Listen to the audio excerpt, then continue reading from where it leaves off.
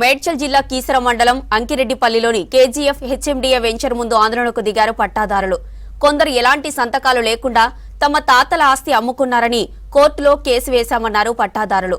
Case stay ఇచ్చినా venture యజమాని పట్టించుకోలేదని ఆందోళన చేశారు. ఈ వెంచర్ మల్లారెడ్డికి సంబంధించిందని ఆరోపించారు. కేసు కోర్టులో ఉండగానే మల్లారెడ్డి బంధువు సంతోష్ భూమి కొనుక్కున్నారని తమకు న్యాయం చేయాలని కోరారు.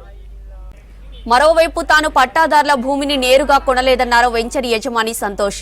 తాము సత్యసాయి ట్రస్ట్ పట్టాదారు వారసుల నుంచి భూమి కొన్నామని చెప్పారు. తమ భూమికి హెచ్ఎండిఏ అనుమతులు కూడా ఉన్నాయని చెప్పారు.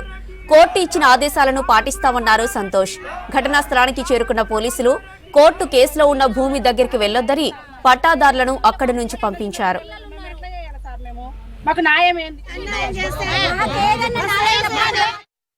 సహకారం లేకుండా వాళ్ళు అమ్మినందుకు వాళ్ళకి చెల్లదని చెప్పి మళ్ళీ 2005లో అమ్మిండ్రు. ఆ 2005లో అమ్మినాక ఏమైంది, మళ్ళా 2019లో ఈ సత్యసాయి ట్రస్ట్ ఫస్ట్ రిజిస్ట్రేషన్ వల్ల కోర్టు ఆర్డర్ వచ్చింది. లోవర్ కోర్టులో గెలిచినాం. ఆర్డర్ కాపీ కూడా ఇప్పుడు మీ అందరికీ ఒక కాపీ ఇస్తాం. దాని తర్వాత ఏం చేసిండ్రు వీళ్ళు, ఆర్డర్ కాపీ వచ్చినాక ఈ లిటికేషన్లో ఆయన కూడా ఓల్డ్ అయిపోయింది. 2019లో ఆయనకు ఆర్డర్ వచ్చింది. పాపం 20 ఏళ్ళు కొట్లాడిండి ఆయన జానకిరామ్లో అనే మనిషి.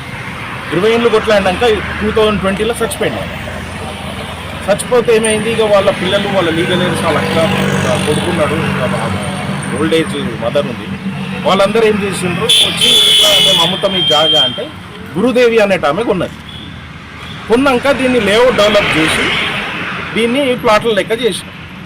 దాని తర్వాత వీళ్ళు ఈ చంద్రారెడ్డి వీళ్ళందరూ వచ్చేసి ఇట్లా మేము ఓడిపోయినాము అది ఇది అని చెప్పి వాళ్ళంతా వీళ్ళందరూ వచ్చి ఇప్పుడు ఫస్ట్ సారి సత్యసాయి ట్రస్ట్ కమ్మిండ్రు, సెకండ్ టైం ఏమో మళ్ళా చంద్రారెడ్డి కమ్మిండ్రు, థర్డ్ టైం ఇప్పుడు వచ్చి మాకు ఇంకా ఆయనలు ఉంది అని చెప్పి వీళ్ళ మన్మళ్ళు అంటే తాతలు తిన్నారు, తండ్రులు తిన్నారు, మళ్ళీ ఇప్పుడు మన్మళ్ళు వచ్చి మాకు ఉంది.